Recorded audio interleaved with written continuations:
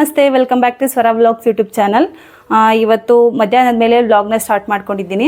ಇವತ್ತು ನನ್ನ ಮಗಳಿಗೆ ಮತ್ತೆ ಹಾಸ್ಪಿಟಲ್ ಚೆಕಪ್ ಇತ್ತು. ಸೊ ಅದಕ್ಕಿಂತ ಮುಂಚೆ ರಾಘವೇಂದ್ರ ಸ್ವಾಮಿ ದೇವಸ್ಥಾನಕ್ಕೆ ಹೋಗಬೇಕಾಗಿತ್ತು. ಬಿಕಾಸ್ ಇವತ್ತು ಗುರುವಾರ ಅಲ್ವಾ, ಹಾಗಾಗಿ ಫಸ್ಟು ರಾಘವೇಂದ್ರ ಮಠಕ್ಕೆ ಹೋಗಿ ಅಲ್ಲಿಂದ ಹಾಸ್ಪಿಟಲ್ಗೆ ಹೋಗಬೇಕು. ಸೊ ಪೂಜೆ ಎಲ್ಲ ಫಸ್ಟು ಮನೇಲಿ ಪೂಜೆ ಮಾಡಿ ಮುಗಿಸ್ಬಿಟ್ಟು ಅದಾದಮೇಲೆ ನಾನು ದೇವಸ್ಥಾನಕ್ಕೆ ಹೋಗಬೇಕು ಅಂತ ಅಂದ್ಕೊಂಡಿದ್ದೀನಿ. ಸೊ ಇವತ್ತು ಏನೇನೆಲ್ಲ ಆಗುತ್ತೆ ಅನ್ನೋದನ್ನು ಮುಂದೆ ವಿಡಿಯೋದಲ್ಲಿ ಕಂಟಿನ್ಯೂ ಮಾಡ್ತಾ ತೋರಿಸ್ತೀನಿ.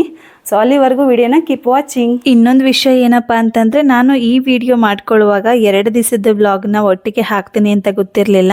ಹಾಗಾಗಿ ನಾನು ಒಂದೇ ದಿನದ ವ್ಲಾಗ್ನ ಯಾವಾಗಲೂ ಹಾಕ್ತಿರ್ತೀನಲ್ಲ. ಸೊ ಅವತ್ತಿನ ದಿನದ ಏನಿತ್ತು ಅದ್ರ ಬಗ್ಗೆ ಮಾತ್ರ ನಾನು ಸ್ಟಾರ್ಟಿಂಗ್ ಇಂಟ್ರಡಕ್ಷನಲ್ಲಿ ಮಾತಾಡಿದ್ದೀನಿ.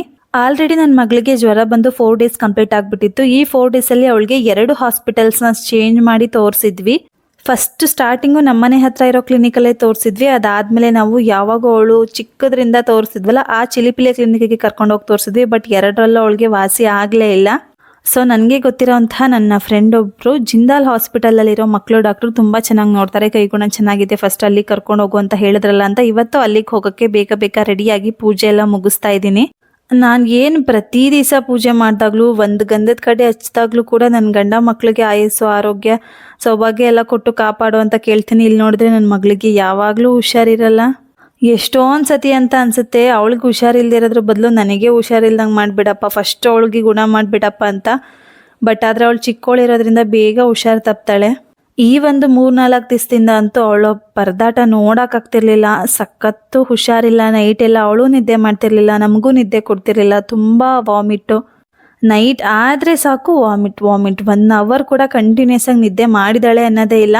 ನನಗೆ ಸಖತ್ತು ಭಯ ಆಗ್ತಿತ್ತು. ಬಿಕಾಸ್ ಈ ಜ್ವರ ಮತ್ತು ವಾಮಿಟ್ ಡಿಸೀಸ್ ಇದೆಲ್ಲ, ತಲೆನೋವು ಎಲ್ಲ ಡೆಂಗ್ಯೂಗೆ ಸಿಮ್ಟಮ್ಸ್ ಅಲ್ವಾ. ಹಾಗಾಗಿ ಸಖತ್ತು ಭಯ ಆಗ್ತಿತ್ತು. ಒಂದು ಬ್ಲಡ್ ಚೆಕಪ್ ಮಾಡಿದ್ರೆ ನನಗೆ ಸಖತ್ ಸಮಾಧಾನ ಆಗ್ತಿತ್ತು. ಬಟ್ ಯಾವ ಹಾಸ್ಪಿಟಲಲ್ಲೂ ಬ್ಲಡ್ ಚೆಕಪ್ಗೆ ಬರ್ಕೊಡ್ತಾನೆ ಇಲ್ಲ. ನಾವೇ ಬಾಯ್ಬಿಟ್ಟು ಸರ್ ಪ್ಲೀಸ್ ಬ್ಲಡ್ ಚೆಕಪ್ಗೆ ಬರ್ಕೊಡಿ ಅಂತ ಕೇಳಿದ್ರು ಕೂಡ ನಾರ್ಮಲ್ ಜ್ವರ 3-4 ದಿವಸ ಇದ್ದೇ ಇರುತ್ತೆ, 5 ಡೇಸ್ ಕಂಪ್ಲೀಟ್ ಆದರೆ ಮಾತ್ರ ನಾವು ಬರ್ಕೊಡೋದು ಅಂತ.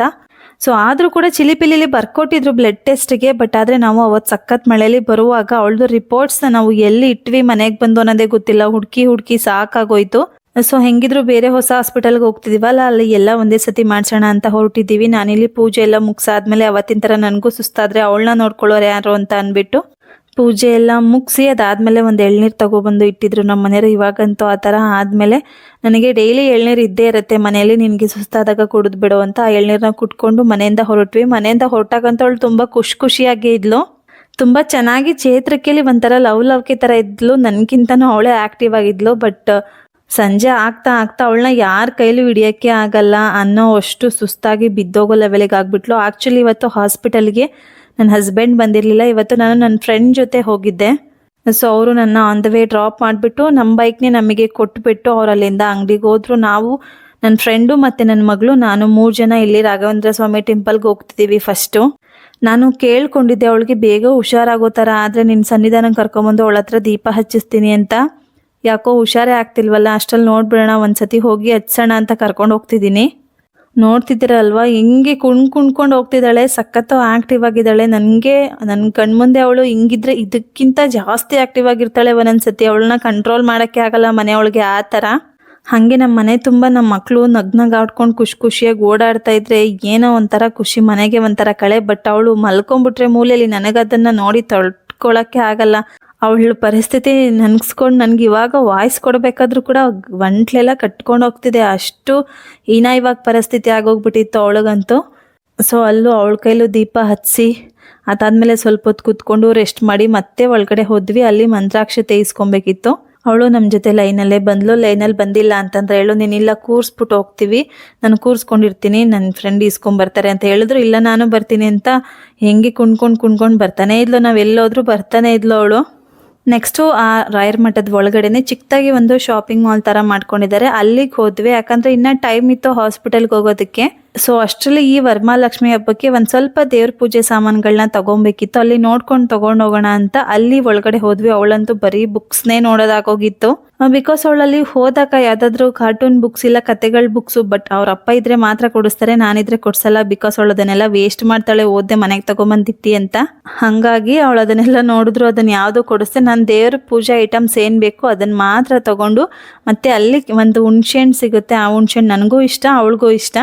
ಸೊ ಹೆಂಗಿದ್ರು ಆಕ್ಟಿವ್ ಆಗಿ ಇದ್ದಾಳಲ್ಲ, ಚೆನ್ನಾಗಿದ್ದಾಳಲ್ವಾ ಅಂದ್ಬಿಟ್ಟು ನಾನು ಆರಾಮಾಗಿ ಶಾಪಿಂಗ್ ಮಾಡಿ ಅವಳಿಗೆ ಇನ್ನೇನು ಕೊಡಿಸ್ಲಿಲ್ಲ. ಹುಣ್ಸೆಹಣ್ಣು ಬಿಟ್ರೆ ಅದನ್ನ ಮಾತ್ರ ತಗೊಂಡು ಬಂದ್ವಿ. ಹೆಂಗೆ ಅಂತಂದ್ರೆ ಇವಾಗ ನಾನು ಅಲ್ಲಿ ಬಿಲ್ಲಿಂಗ್ ಕೌಂಟರ್ಗೆ ಬಿಲ್ ಮಾಡ್ಸಕ್ ಹೋದಾಗೂ ಕೂಡ ಅವಳೇ ವಿಡಿಯೋ ಮಾಡ್ಕೊಡ್ತಿದ್ದಾಳೆ. ನಾನು ಆಕ್ಚುಲಿ ಫೋನ್ ಇಟ್ಕೋ ಅಷ್ಟೇ ಹೇಳ್ಬಿಟ್ಟು ಹೋಗಿದ್ದೆ, ಅವಳ ಪಾಡಿಗೆ ಅವಳು ವಿಡಿಯೋ ರೆಕಾರ್ಡ್ ಮಾಡ್ತಿದ್ದಾಳೆ. ಅಷ್ಟೇ ಲಾಸ್ಟ್ ಅನ್ಸುತ್ತೆ, ಅವಳ ಕೈಲಾಗಲಿಲ್ಲ. ಪ್ರತಿ ಸತಿ ರಾಘವೇಂದ್ರ ಮಠಕ್ಕೆ ಹೋದಾಗಲೂ ಕೇಳೋಳು ನನಗೆ ಪ್ರಸಾದ ತಂದು ಕೊಡು ಅಂತ. ಅದರಲ್ಲಿ 50 ರೂಪೀಸ್ಗೆ ಪ್ರಸಾದ ಸಿಗುತ್ತೆ, ರಾಘವೇಂದ್ರ ರಾಯರದು ಪರಿಮಳ ಪ್ರಸಾದ. ಅದನ್ನು ಯಾವಾಗಲೂ ಕೇಳ್ತಿದ್ಲು. ಅವಳನ್ನ ಬಿಟ್ಟು ನಾನು ಹೋಗಿದ್ದೀನಿ ಅಂತ ಗೊತ್ತಾದರೂ ನನಗೆ ತಂದಿಲ್ವಾ ಅಂತ ಕೇಳ್ತಿದ್ಲು. ಈ ಸತಿ ನಾನೇ ತಗೊಂಡು ಬರ್ತೀನಿ ವೆಯ್ಟ್ ಮಾಡೋ ಅಂದ್ರು ಕೂಡ ಫಸ್ಟು ಮನೆಗೆ ಹೋಗೋಣ ಅಂತ ಸ್ಟಾರ್ಟ್ ಮಾಡಿದ್ಲು. ಆವಾಗಲೇ ಗೊತ್ತಾಯ್ತು ಇವಳಿಗೆ ಆಗ್ತಾ ಇಲ್ಲ ಅಂತ. ಅಂದರೆ ಅವಳು ಮನೇಲಿ ಬರುವಾಗ ಏನೋ ತಿಂಡಿ ತಿಂದಿರಲಿಲ್ಲ. ನಾನು ಎಷ್ಟು ಫೋರ್ಸ್ ಮಾಡಿದ್ರು ತಿಂಡಿ ತಿಂದೆ ಹಾಗೆ ಬಂದಿದ್ಲಲ್ಲ. ಸೊ ಇವತ್ತು ಪ್ರಸಾದದಲ್ಲಿ ಕ್ಯೂ ಕಮ್ಮಿ ಇತ್ತು, ಹಾಗೆ ದೇವಸ್ಥಾನದಲ್ಲೂ ಸ್ವಲ್ಪ ಜನ ಕಮ್ಮಿ ಇದ್ರಲ್ಲ. ಎಷ್ಟೋ ತಿಂಗಳಾಗೋಗ್ಬಿಟ್ಟಿತ್ತು ರಾಯರ ಪ್ರಸಾದ ತಿಂದು. ಹಾಗೆ ಅವಳಿಗೂ ಸ್ವಲ್ಪ ತಿನ್ನಿಸಿ ನಾನು ತಿನ್ನೋಣ ಅಂತ ಹೋದೆ. ಅಲ್ಲಿ ಎಷ್ಟು ಫೋರ್ಸ್ ಮಾಡಿದ್ರು ಒಂದು ತುತ್ತು ಕೂಡ ತಿನ್ನಲಿಲ್ಲ ಅವಳು. ಸೊ ಅಲ್ಲಿಂದ ಬಂದು ನಮ್ಮ ಗಾಡಿ ಎತ್ಕೊಂಡು ಮತ್ತೆ ಹಾಸ್ಪಿಟಲ್ಗೆ ಕರ್ಕೊಂಡು ಹೋಗೋಣ, ಇಷ್ಟು ಹಿಂಸೆ ಕೊಡ್ತಾಳೆ ಇವಳಿಗೆ ಆಗ್ತಿಲ್ಲ ಅಂತ ಗೊತ್ತಾಯ್ತಲ್ಲ ಅಂತ ಹೊರಟ್ವಿ. ಅವಳಿಗೆ ಏನಂತ ಅಂದರೆ ಫಸ್ಟು ಮನೆಗೆ ಹೋಗ್ಬೇಕಿತ್ತು, ಅವಳಿಗೆ ಆಗ್ತಾ ಇಲ್ಲ, ನಾನು ಮಲ್ಕೋಬೇಕು, ಮನೆಗೆ ಹೋಗೋಣ ಇಲ್ಲ ಎತ್ಕೋ ಅಂತ. ನನ್ನ ಹಸ್ಬೆಂಡ್ ಇದ್ರೆ ಆರಾಮಾಗಿ ಎತ್ಕೋತಿದ್ರು, ನನಗೆ ಎತ್ಕೊಳಕ್ ಆಗಲ್ವಲ್ಲ ಅವಳಿಗೆ. ಸೊ ನಾನು ಕೂಡ ಸಂತೆಲಿ ಫ್ರೆಶ್ ಫ್ರೂಟ್ಸ್ ಮತ್ತು ತರಕಾರಿಸ್ನೆಲ್ಲ ಹಾಕೊಂಡಿರ್ತಾರೆ ಪ್ರತಿ ಗುರುವಾರ. ಹಾಗಾಗಿ ಅವಳಿಗೆ ಯಾವುದಾದ್ರೂ ಇಷ್ಟ ಆಗಿರೋ ಹಣ್ಣಾರು ತಕ್ಕೊಟ್ರೆ ತಿನ್ಕೊಂಡಿರ್ತಾಳೆ. ಪ್ರಸಾದನೂ ತಿಂದಿಲ್ವಲ್ಲ ಅಂತ ಕೆಲವೊಂದು ಹಣ್ಣ ತಗೊತಾ ಇದ್ದೆ. ಇಲ್ಲ ಅಂತ ಅಂದರೆ ನಾವು ಹೊರಗಡೆ ಕೊಂಡ್ಕೊತೀವಿ ಅಂದರೆ ಅವರು ದುಡ್ಡು ಕೊಟ್ಟು ತಂದು ಮಾರ್ತಾರೆ. ಇಲ್ಲಿ ತುಂಬ ಜನ ಬೆಳೆದಿರೋದನ್ನ ಮಾರ್ತಿರ್ತಾರೆ. ಸೊ ಹಾಗಾಗಿ ನನ್ನ ಜೊತೆ ಬಂದಿರೋರ್ಗೂ ಕೆಲವೊಂದು ಸ್ವಲ್ಪ ಹಣ್ಣು ಬೇಕಾಗಿತ್ತಂತೆ ಮನೆಗೆ, ಅವರು ಕೆಲವೊಂದು ತಗೊಂಡ್ರು. ನಾನು ಹಾಗೆ ತಗೊಂಡು ತಿರುಗಿ ನೋಡಿದ್ರೆ ಅಳಕ್ಕೆ ಸ್ಟಾರ್ಟ್ ಮಾಡಿಬಿಟ್ಲು. ನನಗೆ ಗೊತ್ತಾಗೋಯ್ತು. ಅವಳು ಪಕ್ಕಕ್ಕೆ ಬಂದ ತಕ್ಷಣ ಹೆಂಗೆ ಅಂದರೆ ಬೆಂಕಿ ಥರ ಸುಡ್ತಾ ಇದ್ಲು. ಇನ್ನು ಇವಳು ತಡ್ಕೊಳ್ಳಲ್ಲ. ಈಗ ಏನು ಮಾಡೋದು, ಬೈಕಲ್ಲೂ ಕೂರ್ಸ್ಕೊಳಕ್ಕಾಗ್ತಿಲ್ಲ, ಕೂತ್ಕೊಂತಾನೆ ಇಲ್ಲ, ಮಲ್ಕೊಬೇಕು ಅವಳು ಅಂತ ಅಷ್ಟು ಹಠ ಮಾಡ್ತಿದ್ದಾಳೆ. ಸೊ ಇನ್ನೇನು ಮಾಡೋಕ್ಕಾಗಲ್ಲ ಅಂದ್ಬಿಟ್ಟು ಫಾಸ್ಟಾಗಿ ಹೋದ್ವಿ. ಆ್ಯಕ್ಚುಲಿ ನಮ್ಮನೆಗೆ ಆ ಹಾಸ್ಪಿಟಲ್ ಸ್ವಲ್ಪ ದೂರನೇ ಆಗುತ್ತೆ. ಹೋಗ್ತಾ ಹೋಗ್ತಾ ಆಂದವೇ ಕಣ್ಣು ಬಿಡ್ದಿರೋ ಥರ ಮಲ್ಕೊಂಡ್ಬಿಟ್ಲು. ನನಗೆ ಸ್ವಲ್ಪ ಭಯ ಅಂದರೆ ಭಯ ಆಗುತ್ತೆ. ಬಿಕಾಸ್ ಅವಳು ಈ ಹಿಂದೆ 1-2 ಸತಿ ಹಾಸ್ಪಿಟಲ್ಗೆ ಅಡ್ಮಿಟ್ ಮಾಡೋ ಅಷ್ಟು ಸುಸ್ತಾಗ್ಬಿಟ್ಟಿಲ್ಲ. ಅದನ್ನು ನೆನಗಿಸ್ಕೊಂಡ್ರೆ ಈಗಲೂ ಹಂಗೆ ಆಗ್ಬಿಟ್ರೆ ಹೆಂಗಪ್ಪ ಅನ್ನೋ ಅಷ್ಟು ತಡ್ಕೊಳಕ್ಕೆ ಆಗಲಿಲ್ಲ. ಫಸ್ಟು ಬೇಗ ಕರ್ಕೊಂಡು ಹೋಗ್ತಿದ್ದೆ. ಆ್ಯಕ್ಚುಲಿ ಅವಳಿಗೆ ನಡೆಯೋಕ್ಕೆ ಆಗ್ತಿಲ್ಲ, ಕಾಲು ನಡೋಗ್ತಿದೆ ಮಮ್ಮಿ ಅಂತಿದ್ದಾಳೆ. ನಾನು ಏನು ಮಾಡಲಿ, ಎತ್ಕೊಳಂಗಿಲ್ಲ. ಇವಳನ್ನ ಎತ್ಕೊಂಡು ಮತ್ತೆ ನನಗೇನಾದರೂ ಆಗ್ಬಿಟ್ರೆ, ಹುಷಾರಿಲ್ಲ ಅಂದ್ಬಿಟ್ರೆ ಮತ್ತೆ ನನ್ನ ಯಾರು ನೋಡ್ತಾರೆ, ಅವಳಿಗಾದ್ರೂ ನಾನು ಇದ್ದೀನಿ ಅಂದ್ಕೊಂಡು ಬೇಗ ಕರ್ಕೊಂಡು ಹೋಗ್ತಾನೆ ಇದ್ದೀನಿ. ಕರ್ಕೊಂಡು ಹೋಗಾದ್ಮೇಲೆ ಅಲ್ಲಿ ತುಂಬ ಟೈಮ್ ಆಯಿತು. ಬಿಕಾಸ್ ತುಂಬ ಜನ ಜಾಸ್ತಿ ಇದ್ದರು. ಅದಾದಮೇಲೆ ನಾನು ಹೋಗಿ ಬಿಲ್ಲಿಂಗ್ ಕೌಂಟ್ರ್ ಹತ್ರ ಬಿಲ್ ಮಾಡಿಸಿ ಅವಳಿಗೆ ಯಾವ ಡಾಕ್ಟ್ರಿಗೆ ತೋರಿಸ್ಬೇಕು ಏನು ಅಂತೆಲ್ಲ ವಿಚಾರಿಸ್ಕೊಂಡು ಬಂದೆ. ಅವಳಿಗೆ ನನ್ನ ಫ್ರೆಂಡ್ ಇದ್ರಲ್ಲ ಅವ್ರ ಹತ್ರ ಕೂರಿಸ್ಬಿಟ್ಟು ಹೋಗಿದ್ದೆ. ಬಟ್ ಅವಳು ಏನಂದರೆ ಮಲ್ಕೊಳಕ್ಕೆ ಜಾಗ ಹುಡುಕ್ತಾವಳೆ. ನನಗೆ 2-3 ಚೇರ್ ಇದೆಯಲ್ಲ, ಅಲ್ಲಿ ಕೂತ್ಕೊಂಡ್ಬಿಡ್ತೀನಿ, ಅಲ್ಲಿ ಸೀದಾ ಮಲ್ಕೊಳ್ತೀನಿ, ನಂಗೆ ಚೇರ್ ಬಿಡಿಸ್ಕೊಡು ಅಂತ. ತುಂಬ ಜನ ಇದ್ದಾರೆ, ನಾವು ಹೆಂಗೆ ಚೇರ್ ಬಿಡಿಸ್ಕೊಡೋಕ್ಕಾಗುತ್ತೆ. ಸೊ ಫುಲ್ ಖಾಲಿ ಚೇರ್ ಹತ್ರ ಹೋಗಿ ಕೂತ್ಕೊಂಡ್ಲು. ಫೈನಲಿ ಡಾಕ್ಟರ್ ಹತ್ರನೂ ಮಾತಾಡಿದ್ವಿ. ಡಾಕ್ಟರ್ ಏನಪ್ಪ ಅಂತಂದರೆ ಇವರಾದರೂ ಬ್ಲಡ್ ಟೆಸ್ಟಿಗೆ ಬರ್ಕೊಡ್ತಾರೆ ಅಂದರೆ ಇವರೂ ಬರ್ಕೊಡ್ಲಿಲ್ಲ. ನನಗೆ ಎಷ್ಟು ಭಯ ಆಗ್ತಿದೆ ಅಂದರೆ 4 ದಿವಸ ಆಗೋಗಿದೆ ಜ್ವರದಿಂದ ಮಗು ಇಷ್ಟೊಂದು ಸುಸ್ತಾಗಿದ್ದಾಳೆ. ಬ್ಲಡ್ ಟೆಸ್ಟ್ ಬರ್ಕೊಟ್ರೆ ಇವ್ರಿಗೇನಾಗುತ್ತೆ ಅನ್ನೋ ಅಷ್ಟು ಸಿಟ್ಟೆಲ್ಲ ಬಂದ್ಬಿಡ್ತು. ಅವ್ರು ಹೇಳ್ತಾರೆ ಬೇರೆಯವ್ರ ಮೆಡಿಸನ್ ನನಗೆ ಗೊತ್ತಿಲ್ಲ, ನನ್ನ ಮೆಡಿಸನ್ ನೀವು ಹಾಕಿದ್ದೀರಾ, 1 ದಿವಸ ಹಾಕಿ ಕಂಟ್ರೋಲ್ ಆಗಿಲ್ಲ ಅಂದರೆ ನಾಳೆ ಬನ್ನಿ ಬರ್ಕೊಡ್ತೀನಿ ಅಂತ. ಆ ಮಾತು ಕೇಳಿದಾಗ ನನಗೆ ಹೆಂಗೆ ಕೇಳ್ಕೊಂಡಿದ್ದೀನಿ ಅಂದರೆ ಮೇಡಮ್ ಪ್ಲೀಸ್ ಮೇಡಮ್ ಅಂತ ಹತ್ಕೊಂಡೆ ಕೇಳ್ಕೊಂಡೆ. ಹತ್ರ ಏನೂ ಆಗಲ್ಲಮ್ಮ, ಒಂದು ಕೆಲಸ ಮಾಡಿ ನೀವು ನಾಳೆ ಬನ್ನಿ, ನಾನು ನಾಳೆ ಬರೀತೀನಿ, 1 ಡೇಗೆಲ್ಲ ಬರೆಯೋಕ್ಕಾಗೋದೇ ಇಲ್ಲ ಅಂದ್ಬಿಟ್ರು. ಅವಳು ಮೇಲೆ ಹತ್ತು ಬರೋಕ್ಕೆ ಸುಸ್ತಾಗಿ ಒಂದು ಕಡೆ ಕುತ್ಕೊಂಡು ಒಂದು 20 ಮಿನಿಟ್ಸ್ ರೆಸ್ಟ್ ಮಾಡಿದ್ಲು, ಮಲ್ಕೊಂಡೇ ಬಿಟ್ಲು ಅವಳು. ಅದಾದಮೇಲೆ ಅವಳನ್ನ ಎಬ್ಬಿಸ್ಕೊಂಡು ಹೊರಟ್ವಿ. ನೋಡಿದ್ರೆ ಮಳೆ ಸ್ಟಾರ್ಟ್ ಆಗೋಯ್ತು. 2 ವೀಲರಲ್ಲಿ ಬಂದಿರೋದ್ರಿಂದ ಮಳೆ ಸ್ಟಾರ್ಟ್ ಆದರೆ ಇನ್ನೇನು ನೆನ್ಕೊಂಡು ಹೋಗಬೇಕು. ಸೊ ಮಳೆ ನಿಲ್ಲೋವರೆಗೂ ಸ್ವಲ್ಪ ಹೊತ್ತು ವೆಯ್ಟ್ ಮಾಡಿ ಮಳೆ ಕಮ್ಮಿ ಆದಮೇಲೆ ಹೊರಟ್ವಿ. ಅದಾದಮೇಲೆ ಅವಳಿಗೆ ಅಷ್ಟು ಸಿರಪ್ ಕೊಡಬೇಕಿತ್ತು. ಹೋಗಿದ ತಕ್ಷಣ ಸಿರಪ್ ಹಾಕಿ ಇಡ್ಲಿ ಬಿಟ್ಟು ಇನ್ನೇನು ಕೊಡಬೇಡಿ ಅಂದಿದ್ರು. ಇಡ್ಲಿ ತಕ್ಷಣಕ್ಕೆ ಮನೆಗೆ ಮಾಡೋಕ್ಕೂ ಆಗಲ್ಲ ಅಂತ ಅಂದ್ಬಿಟ್ಟು ನಾವು ಹೋಟೆಲಲ್ಲಿ ಅವಳಿಗೆ ಅಂತ ಸಪ್ರೇಟ್ ರವೆ ಇಡ್ಲಿನ ಪಾರ್ಸಲ್ ಮಾಡಿಸ್ಕೊಂಡು ತಗೊಂಡೆ. ನೆಕ್ಸ್ಟು ಇದು ಅವತ್ತಿನ ದಿನದ ಬೆಳಗಿನ ವಿಡಿಯೋ ಕ್ಲಿಪ್ಪಿಂಗು. ಇದ್ರ ಹಿಂದಿನ ದಿನದ ವಿಡಿಯೋನ ಹೋಟೆಲಲ್ಲಿ ಏನು ಮಾಡಿದ್ನಲ್ಲ ಅಲ್ಲಿಗೆ ಸ್ಟಾಪ್ ಮಾಡಿಬಿಟ್ಟೆ. ಬಿಕಾಸ್ ಇವಳನ್ನ ನನಗಲ್ಲಿ ತಡಿಯೋಕ್ಕಾಗಲಿಲ್ಲ. ಆ್ಯಂಡ್ ಇನ್ನೊಂದು ಏನಂದರೆ ಅವಳಿಂದ ನನಗೂ ಹತ್ಕೊಂಡೇ ಬಿಟ್ವು ಜ್ವರ, ಶೀತ, ಕೆಮ್ಮು, ಚಳಿ ಎಲ್ಲ. ನೈಟೆಲ್ಲ ನಮ್ಮ ಮನೆಯವ್ರಿಗೆ ನಾವು ನಿದ್ದೆನೇ ಕೊಟ್ಟಿಲ್ಲ. ಅವಳಿಗೆ ಎಷ್ಟು ವಾಮಿಟ್ ಮಾಡ್ತಿದ್ಲು, ಅದಕ್ಕೂ 1 to 2 ನನಗೆ ಆಗ್ತಾನೆ ಇಲ್ಲ ತಡಿಯೋಕ್ಕೆ. ಅವಳನ್ನೇ ನೋಡ್ಲೋ ನಾನು ನೋಡ್ಕೊಳ್ಳೋ ಅನ್ನೋ ಅಷ್ಟು ನನಗೆ ಸುಸ್ತಾಗೋಯ್ತು. ಅವಳಿಗಾದರೆ ಸಿರಪ್ ಇಲ್ಲ ಟ್ಯಾಬ್ಲೆಟ್ಸ್ ಎಲ್ಲ ಹಾಕ್ತಿದ್ವಿ. ಬಟ್ ನಾನು ಪ್ರೆಗ್ನೆನ್ಸಿ ಇರೋದ್ರಿಂದ ಯಾವ ಟ್ಯಾಬ್ಲೆಟು ತೊಗೊಳಂಗಿಲ್ಲ. ಒಂದು ವೀಕ್ ಜ್ವರ ಇದ್ರೂ ಕೂಡ ಅದೇ ಕಡಿಮೆ ಆಗಬೇಕು, ಬಿಟ್ಟರೆ ಬೇರೆ ಟ್ಯಾಬ್ಲೆಟೇ ಕೊಡಲ್ಲ ಅಂದ್ಬಿಟ್ರೆ ಸುಸ್ತಾಗೋಯ್ತು. ಇವತ್ತು ಅಷ್ಟೇ ನಮ್ಮ ಮನೆಯವ್ರ ಪಾಪ ರಜೆ ಮಾಡ್ತೀನಿ, ನಾನು ಬರ್ತೀನಿ ನಿಮ್ಮ ಜೊತೆ. ನೆನ್ನೆ ನೀವಿಬ್ಬರು ಆಡಿದ್ದು ನೋಡಿದ್ರೆ ನನಗಂತೂ ಭಯ ಅಂತ ನಮ್ಮನ್ನ ಅಲ್ಲಿವರೆಗೂ ಕರ್ಕೊಂಬಂದರು ಬಸ್ ಸ್ಟಾಪ್ವರೆಗೂ. ಬಟ್ ಅಷ್ಟರಲ್ಲಿ ನನ್ನ ಫ್ರೆಂಡು ಬಂದಿದ್ದರು. ಯಾಕಂದರೆ ನಾನು ಅವ್ರ ಮನೇಲೇ ಉಳ್ಕೊಂಡಿದ್ನಲ್ಲ ನೆನ್ನೆ ನೈಟು. ನಂದು ಪೆಕ್ಕುದು ಪೊಸಿಷನ್ ಹೆಂಗಿತ್ತು ಅಂತ ನೋಡಿದ್ರು. ಸೊ ಬೇಡ ರವಿ, ಅವ್ರ ಕೆಲ್ಸಕ್ಕೆ ಅವ್ರು ಹೋಗ್ಲಿ, ನಾನು ನಿಮ್ಮನ್ನ ಕರ್ಕೊಂಡು ಹೋಗ್ತೀನಿ ಅಂತ ಅವರೇ ಬಂದರು. ಸೊ ನಮಗೆ ಏನಪ್ಪ ಅಂತಂದರೆ ಅವಳೊಬ್ಳುದಾದರೆ ಹೆಂಗೋ ಅವ್ರು ನೋಡ್ಕೊತಾರೆ. ನನಗೂ ಇಷ್ಟು ಸುಸ್ತಾಗ್ತಿದೆ, ಬೈಕಿಗೆ ಹತ್ತಕ್ಕೂ ಆಗ್ತಿಲ್ಲ ಇಳಿಯೋಕ್ಕೂ ಆಗ್ತಿಲ್ಲ, ಅಷ್ಟು ಸುಸ್ತಾಗ್ತಿದೆ. ಅವ್ರು ಹೆಂಗೆ ನೋಡ್ಕೊತಾರೆ ಪಾಪ. ನೆನ್ನೆಲ್ಲ ನಮಗೆ ಒಂದು ದಿನ ಎಲ್ಲ ಫುಲ್ಲು ಟೈಮ್ ವೇಸ್ಟ್ ಮಾಡಿದ್ದಾರೆ ಅನ್ನೋ ಥರ ಅನ್ನಿಸ್ತಾ ಇತ್ತು. ಪಾಪ ತುಂಬ ಚೆನ್ನಾಗಿ ನೋಡಿಕೊಂಡ್ರು. ನೆನ್ನೆ ಹಾಸ್ಪಿಟಲ್ ಮುಗಿಸ್ಕೊಂಡು ಹೋಗಿ ಆದಮೇಲೆ ಅವ್ರ ಮನೆಗೆ ಕರ್ಕೊಂಡೋಗಿ ನನಗೆ ನನ್ನ ಮಗಳಿಗೆ ಸ್ನಾನ ಮಾಡಿಸಿ ಇಬ್ರಿಗೂ ಬಟ್ಟೆ ಕೊಟ್ಟು ಅವ್ರದ್ದೇನೆ ಏನೋ ಹೇಳ್ತಿರಲ್ಲ, ನಾವು ಕೂತಿದ್ದ ಹತ್ರಕ್ಕೆ ನೀರು ಊಟ ಕೊಡೋರು ಇರಬೇಕು ನಮ್ಮ ಆಗದಿರೋ ಕಾಲಕ್ಕೆ ಅಂತ ಅದನ್ನೆಲ್ಲ ಮಾಡ್ಕೊಂಡ್ಕೊಟ್ರು. ಆ್ಯಕ್ಚುಲಿ ನನಗಂತೂ ಅವರು ಇಲ್ಲ ಅಂದಿದ್ರೆ ನೆನ್ನೆ ಹೇಳೋಕ್ಕಲ್ಲ, ಎದ್ದು ಕುತ್ಕೊಳ್ಳೋಕ್ಕೂ ಆಗ್ತಿರ್ಲಿಲ್ಲ ಅಂತ ಅನ್ಸುತ್ತೆ. ಆ ಪರಿಸ್ಥಿತಿಗೆ ಆಗೋಗ್ಬಿಟ್ಟಿದ್ದೆ ನಾನಂತೂ ಇವತ್ತು ಅಲ್ಲಿ ಡಾಕ್ಟರ್ ಬರ್ಕೊಟ್ಟಿಲ್ಲ ಅಂತಂದರೆ ನಾನು ಬೈಲೇಬೇಕು ಅಂತ ಅಂದ್ಕೊಂಡೋದೆ. ಬಿಕಾಸ್ ನೆನ್ನೆ ಅವಳಿಗೂ ಸುಸ್ತು ನನಗೂ ಸುಸ್ತು, ತಡ್ಕೊಳಕ್ಕಾಗ್ದಿರೋ ಥರ. ನನ್ನ ಪಕ್ಕ ಅವಳು ಮಲಗಿಸ್ತಿಲ್ಲ, ಅವಳ ಪಕ್ಕ ನನ್ನ ಮಲಗಿಸ್ತಿಲ್ಲ, ಇಬ್ಬರು ಸುಟ್ಟೋಗ್ತಿದ್ದೀವಿ. ಹಂಗೆ ಬ್ಲಡ್ ಟೆಸ್ಟ್ ಕೊಟ್ಟಿದ್ರೆ ಏನು ಖಾಯಿಲೆ ಅಂತ ಗೊತ್ತಾಗಿ ಆದ್ರೂ ಮುಂದಕ್ಕೆ ಯಾವುದಾದ್ರೂ ಮೆಡಿಸಿನ್ಸ್ ಕೊಡಿಸ್ಬೋದು ಅಂತ ನೋಡ್ಬೋದು. ಬ್ಲಡ್ ಟೆಸ್ಟೇ ಮಾಡಿಸಿರ್ತಿಲ್ವಲ್ಲ ಅಂತ ಸಖತ್ತು ಕೋಪ. ನನ್ನ ಹಾಸ್ಪಿಟಲ್ಗೂ ಮುಂಚೆ ನನ್ನ ಮಗಳನ್ನ ಕರ್ಕೊಂಡೋಗಿ ತೋರಿಸಿ ಇವತ್ತು ಬ್ಲಡ್ ಟೆಸ್ಟಿಗೆ ಬರ್ಸ್ಕೊಳ್ಳೇಬೇಕು ಅಂತ ಅವಳಿಗೆ ತೋರಿಸ್ತಿದ್ದಿದ್ದು ಹಾಸ್ಪಿಟ್ಲಿಗೆ ಬಂದೆ.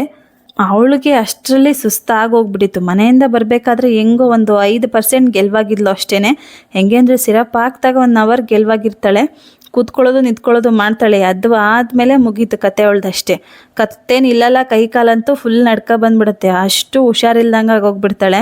ನಾನು ಎಷ್ಟೇ ಟ್ರೈ ಮಾಡಿದ್ರು ನಗ್ಸೋಕ್ಕೆ ಅವಳು ನಗಲ್ಲ. ಫೈನಲಿ ಡಾಕ್ಟರ್ ಹತ್ರ ಹೋಗಿ ತೋರಿಸಿ ನಾನು ಮಾತಾಡೋ ಅಷ್ಟರಲ್ಲೇ ಅವರೇ ಬ್ಲಡ್ ಟೆಸ್ಟಿಗೆ ಬರೆದು ಕೊಟ್ಟರೆ, ನಾನು ನಾಳೆ ಹೇಳಿಲ್ವಾ ಬನ್ನಿ ಬರ್ಕೊಡ್ತೀನಿ ಅಂತ ಅಂದ್ಬಿಟ್ಟು ಬರ್ಕೊಟ್ರು. ಯೂರಿನ್ ಟೆಸ್ಟು ಬ್ಲಡ್ ಟೆಸ್ಟು ಎಲ್ಲ. ಅಷ್ಟು ಸುಸ್ತಾಗಿ ನನ್ನ ಪಕ್ಕ ಕೂತಿದ್ದವಳು ಬ್ಲಡ್ ಟೆಸ್ಟ್ ಒಳಗಡೆ ಕರ್ಕೊಂಡೋದಾಗ ಎಷ್ಟು ಚೀರಾಡೋದ್ಲು ಅಂದರೆ ಯಪ್ಪ ದೇವ್ರೆ, ನನಗೆ ಇಟ್ಕೊಳಕ್ಕಾಗಲಿಲ್ಲ ಅವಳನ್ನ.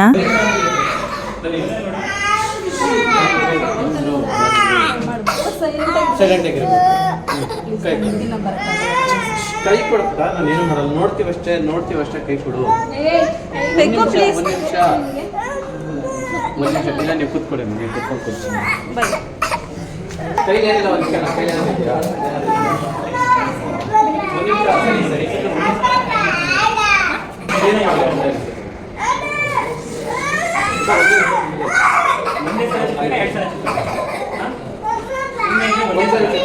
ಸರಿ ಸರಿ ಸರಿ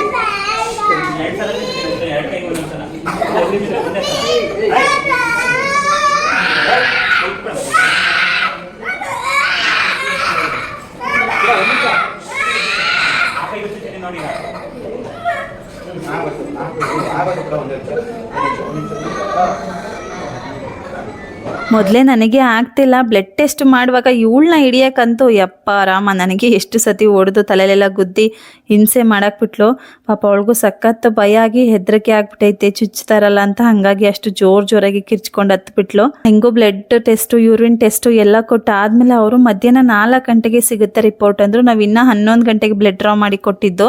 ಅಲ್ಲಿವರೆಗೂ ಕುತ್ಕೊಂಡ್ರೆ ಟೈಮ್ ಎಷ್ಟು, ಮತ್ತೆ ನನಗೆ ಕೂರಕ್ಕೂ ಹೋಗ್ತಿಲ್ಲ ಅಂದ್ಬಿಟ್ಟು ಮತ್ತೆ ಅಲ್ಲಿಂದ ಮನೆಗೆ ಹೊರಟ್ವಿ. ಅವಳು ಸ್ವಲ್ಪನಾದ್ರೂ ಎದ್ದಿ ಕೈ ಇಟ್ಕೊಂಡಾದ್ರೂ ಬರೋ ಥರ ಆದರೆ ಪರವಾಗಿಲ್ಲ, ಎತ್ಕೊಂಡೇ ಹೋಗ್ಬೇಕು. ಕಣ್ಣೇ ಬಿಡೋ ಥರ ಆದರೆ ಸಖತ್ತು ಹಿಂಸೆ ಆಗುತ್ತೆ. ಇವತ್ತು ಸ್ವಲ್ಪ ಪರವಾಗಿಲ್ಲ, ಆಡ್ತಾ ಇದ್ದಾಳೆ. ನೆಕ್ಸ್ಟು ಅಲ್ಲಿಂದ ಮನೆಗೆ ಕರ್ಕೊಂಡೋಗಿ ಒಂದು 2 ಅವರ್ ಮನಗಿಸಿ ಅವಳಿಗೆ ಮತ್ತೆ ಎದೋಳಿಸಿ ಬಿಸಿ ಊಟ ಮಾಡಿಸಿ ಅದಾದಮೇಲೆ ಕೊನೆಗೆ ಬರುವಾಗ ಒಂದು ಗ್ಲಾಸ್ ಮೂಸಂಬಿ ಜ್ಯೂಸ್ ಕೊಟ್ಟೆ. ನಾನು ಕೇಳಿದ್ದೆ ಮೊದಲೇ ಡಾಕ್ಟರ್ಗೆ, ಊಟ ಎಲ್ಲ ಮಾಡ್ತಾನೆ ಇಲ್ಲ ಅವಳು, ಅಟ್ಲೀಸ್ಟ್ ಜ್ಯೂಸ್ ಆದರೂ ಕೊಡ್ಬೋದಂತ. ಅವರು ಆರಾಮಾಗಿ ಕೊಡ್ಬೋದು, ಕೋಲ್ಡ್ ಹಣ್ಣು ಬಿಟ್ಟು ಇನ್ನೆಲ್ಲ ಕೊಡ್ಬೋದು ಜ್ಯೂಸ್ ಅಂತ ಹೇಳಿದ್ರಲ್ಲ. ಸೊ ನಮ್ಮ ಮೂಸಂಬಿ ತಂದು ಅವಳಿಗೆ ಜ್ಯೂಸ್ ಮಾಡಿ ಕೊಟ್ಟೆ.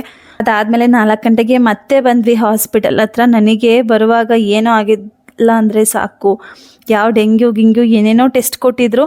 ಡೆಂಗ್ಯೂ ಟೆಸ್ಟು, ಮಲೇರಿಯಾ ಟೆಸ್ಟು ಅಂತೆಲ್ಲ ಹೀಗೆ 1-2 ಎಕ್ಸ್ಟ್ರಾ ಟೆಸ್ಟ್ಗಳು ಕೊಟ್ಟಿದ್ರಲ್ಲ, ಏನು ಬಂದಿಲ್ಲ ಅಂದರೆ ಸಾಕು ಅನ್ನಂಗಾಗಿತ್ತು. ಅವಳು ಬೇರೆ ಸ್ವಲ್ಪ ಗೆಲ್ವಾಗಿದ್ಲು, ಸೊ ಮೆಡಿಸಿನ್ ಪ್ರಭಾವದಿಂದ.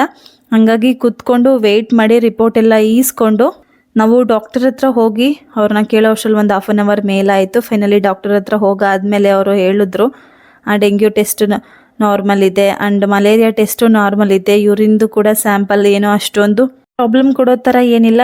ಇವಳಿಗೆ ವೈರಲ್ ಫೀವರ್ ಆಗಿದೆ. ಇನ್ನೊಂದು ಏನಂದರೆ ನಿಮ್ಮದು ಪ್ರೆಗ್ನೆನ್ಸಿ ಇರೋದ್ರಿಂದ ದಯವಿಟ್ಟು ಇವ್ರನ್ನ ಅವಾಯ್ಡ್ ಮಾಡಿ, ದೂರದಲ್ಲಿರಿ ಸ್ವಲ್ಪ ದಿವಸ ಅಂತ ಹೇಳಿದ್ರು. 10 days ಮೆಡಿಸಿನ್ಸ್ ಕಂಟಿನ್ಯೂ ಆಗಿ ಕೊಡಿ ಆ್ಯಂಡ್ 3 to 4 days ಯಾರ ಜೊತೆನೂ ಬೆರೆಯೋಕ್ಕೆ ಬಿಡಬೇಡಿ ಅಂತ ಹೇಳಿದ್ರಲ್ಲ. ಸೊ ಸ್ವಲ್ಪ ಸಮಾಧಾನ ಅಂತ ಅನ್ನಿಸ್ತು. ಅಲ್ಲಿಂದನೂ ಕರ್ಕೊಂಡು ಮನೆ ಕಡೆ ಹೊರಟೆ. ನನಗೆ ಅಷ್ಟು ಹೇಳಿದ್ರೆ ಸಾಕು, ಸ್ವಲ್ಪ ಚಿಕ್ಕ ಪುಟ್ಟದಾದರೆ ಬೇಗ ಹುಷಾರು ಮಾಡ್ಕೊಬೋದು. ಇಷ್ಟು ಚಿಕ್ಕ ಮಕ್ಕಳಿಗೆ ದೊಡ್ಡದೇನಾದರೂ ಆಯಿತು ಅಂದರೆ ಸಖತ್ ಕಷ್ಟ ಆಗುತ್ತೆ, ತಡ್ಕೊಳಲ್ವಲ್ಲ ಅವರು. ಹಾಗಾಗಿ ಸೊ ಅಲ್ಲಿಂದ ಮನೆಗೆ ಬರೋ ಅಷ್ಟರಲ್ಲಿ ತುಂಬ ಸಂಜೆ ಆಗಿ ಹೋಗ್ಬಿಟ್ಟಿತ್ತು. ನಮ್ಮ ಮನೆ ಹತ್ರ ಬರೋ ಅಷ್ಟರಲ್ಲಿ ಅದಾದಮೇಲೆ ನನಗೆ ಅಂತೂ 2 days ಹುಷಾರಿಲ್ಲ. ಅವಳಿಗೆ 4 days ಆಗೋಯ್ತು. ಸೊ ಮನೇನ ಹೆಂಗೆ ಮಾಡಿಬಿಟ್ಟಿದ್ದೀನಿ ಅಂತ ಅಂದರೆ ಮನೇನ ತಿಪ್ಪೆಗುಂಡಿ ಥರ ಇಟ್ಕೊಂಡ್ಬಿಟ್ಟಿದ್ದೀನಿ. ನನಗೆ ನನ್ನ ಮಗಳು ಇರೋದ್ರಿಂದ ಮನೇಲಿ ಒಂಚೂರು ಕಸ ಅಟ್ಲೀಸ್ಟ್ ನಾವು ತಲೆ ಕೋಮ್ ಮಾಡ್ಕೊಂಡಿದ್ದು ಕೂದಲು ಅಲ್ಲಿ ಇಲ್ಲಿ ಬಿದ್ದಿದ್ರು ಕೂಡ ನನಗೆ ತುಂಬ ಇರಿಟೇಷನ್ ಅನ್ನಿಸ್ತಿತ್ತು. ಮಗು ಇದ್ದಾಳಲ್ಲ, ಹಾಗಾಗಿ ಇವಾಗ ಹೆಂಗೆ ಇಟ್ಕೊಂಡಿದ್ದೀನಿ ಅಂದರೆ ಊಟ ಮಾಡಿದ್ದೆಲ್ಲ ಅಲ್ಲಲ್ಲೇ. ಗುರುವಾರ ಪೂಜೆ ಮಾಡಿ ದೇವ್ರ ಮೇಲಿಂದ ಹೂವು ತೆಗ್ದಿದ್ದು ಕೂಡ ನಾ ಅಲ್ಲೇ ಬಿಸಾಕಿದ್ದೀನಿ. ಆ ಸಿಟ್ಟಿಗೆ ನಾ ದೇವ್ರಿಗೆ ಇವತ್ತು ದೀಪ ಕಡ್ಡಿ ಕೂಡ ಹಚ್ದಂಗೆ ಹೋಗ್ಬಿಟ್ಟಿದ್ದೆ. ಅವಳನ್ನ ನನ್ನಿಂದ ದೂರ ಮನಗ್ಸೋಕ್ಕೆ ಕೆಳಗಡೆ ಹಾಸಿಗೆ ಹಾಸ್ಕೊಂಡು ನನ್ನ ಹಸ್ಬೆಂಡು ನನ್ನ ಮಗಳು ಬೇರೆ ಸಪ್ರೇಟ್ ಮಲ್ಕೊಂಡಿದ್ರು. ಯಾವುದು ಎತ್ತದಿರೋ ಥರ ನಮಗೆ ಆಗಲೇ ಇಲ್ಲ, ನಮ್ಮಿಬ್ರಿಗೂ ಕಂಟ್ರೋಲ್ ಮಾಡೋಕ್ಕೆ ಅವ್ರಿಗೂ ಆಗಲಿಲ್ಲ ಪಾಪ. ಸೊ ಹಂಗೆ ಬಿಟ್ಟು ಹೋಗಿ ಇವಾಗ ಬಂದೆ. ನನ್ನ ಫ್ರೆಂಡ್ ಎಷ್ಟೋ ಕರೆದ್ರು, ಇವತ್ತು ಒಂದು ದಿವಸ ರೆಸ್ಟ್ ಮಾಡು, ನಾಳೆ ಹೋಗ್ಬಿಡುವಂತೆ ಅಂತ. ಬಟ್ ನಮ್ಮನೆ ಇದ್ದಿದ್ದ ಪರಿಸ್ಥಿತಿ ನೋಡಿ ನಾ ಬಂದುಬಿಟ್ಟೆ. ಬೇಗನೆ ಹೋಗಿ ಎಲ್ಲಾದರೂ ಸ್ವಲ್ಪ ಕೆಲಸ ಮಾಡ್ಕೊಳ್ಳೋಣ ಅಂತ. ಆ್ಯಂಡ್ ಇವತ್ತಿನ ವಿಡಿಯೋ ಇಷ್ಟೇನೆ. ಅವಳನ್ನ ಬೇಗ ಮನಗಿಸ್ಬಿಟ್ಟು ನಾನು ನನ್ನ ಕೆಲಸಗಳನ್ನ ಮಾಡ್ಕೊಳ್ಳೋದಕ್ಕೆ ಸ್ಟಾರ್ಟ್ ಮಾಡಿದೆ. ಯಾರೆಲ್ಲ ನನ್ನ ವಿಡಿಯೋನ ನೋಡ್ತಾ ಇದ್ದಾರೆ ದಯವಿಟ್ಟು ಲೈಕ್ ಮಾಡಿ, ಹಾಗೆ ಸಪೋರ್ಟ್ ಮಾಡೋದನ್ನು ಮರಿಬೇಡಿ. Thank you for